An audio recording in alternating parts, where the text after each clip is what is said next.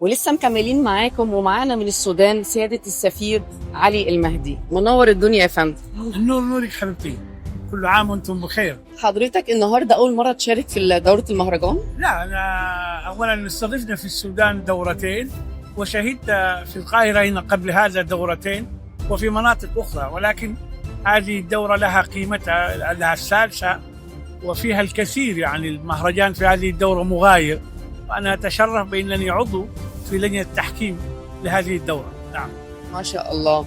وجود حضرتك في مهرجان المسرح العربي بيمثل لك إيه؟ وممكن تكلمنا عن دورك في لجنة التحكيم؟ لا، التحكيم ما نقدر نتكلم عنها الآن لأنه لابد من انتظار نتائج، لكن أنا سعيد بأن أعود لفضاءات ودورات وأنشطة الهيئة العربية للمسرح، وهي واحدة من الهيئات التي يعني في الوطن العربي اعتنت بالمسرح على وجه الخصوص.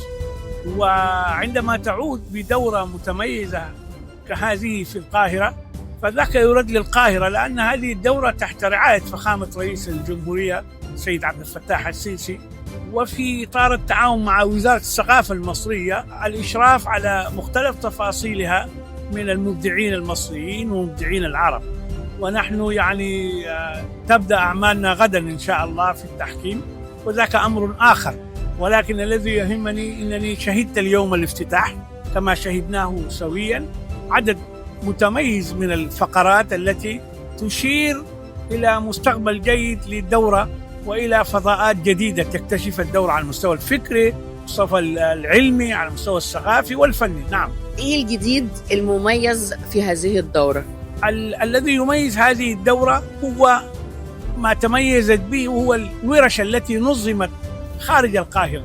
أظنها نظمت في اسكندرية وفي منطقة أخرى، ورش للتدريب ولتأهيل المبدعين.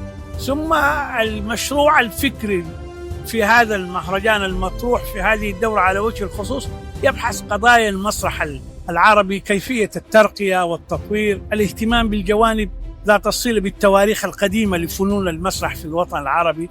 يميز هذه الدورة أيضا المشاركة الواسعة.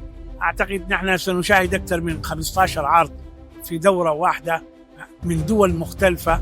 هذا يعني يؤكد أن اللجان التي سبقتنا في الإعداد والتحضير، خاصة لجنة الاختيار، بذلت جهود. نحن الآن ننظر في نتائجها، وإن شاء الله نصل لنتائج طيبة إن شاء الله. إيه توجه كلمة للمهرجان المسرح العربي تقول لهم إيه في هذه الدورة؟ المزيد من توسيع دائرة المشاركة، المزيد من اكتشاف القدرات، وهذا يحدث طبعا من العروض.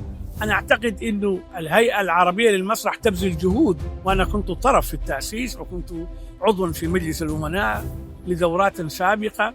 فأنا أعتقد أنه أدوار الهيئة تتعاظم الآن مع احتياجات الأوساط الفنية للتدريب والتأهيل المهني، لكي ما تصبح فنون الأداء المسرحي قادرة على إحداث التغيير إن شاء الله. وأنا سعيد بالحديث إليك، وهذا أهم. كلمة من قلبك لقلب الجمهور المصري والعربي تقول لهم إيه؟ أنتم الأصل في كل ما نفعل.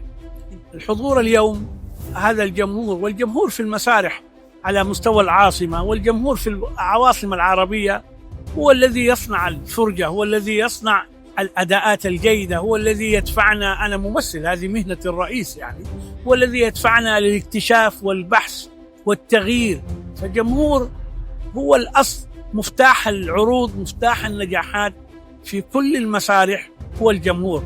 مش لأنها يعني تأتي وتمتلئ الصالات، لا، آراء، تجاوب مع العرض، هذا كله دور كبير للجمهور. إن شاء الله في هذه الدورة نشهد جمهور كما شهدنا في الافتتاح لا يجد مقاعد حتى. سيادة السفير تقول في نهاية لقائنا لقناة سلام نيوز إيه؟ أقول والله سلام عليكم، ما قصرتوا. أنا مبسوط إنه نجري حوار مع السيدة الفضلة الشابة، والتي يعني تتصل أفكار مع أفكارنا، يعني مع فارق القرون والأعمار. ست رندا أكرمتينا، دي حاجة جميلة. احنا سعيدين بالحديث إليك ونتابع جهدك، وهو عمل طيب. مبروك يا رندويا. ميرسي جدا يا فندم ليك. كانت معكم رندا صباحي، سلام نيوز.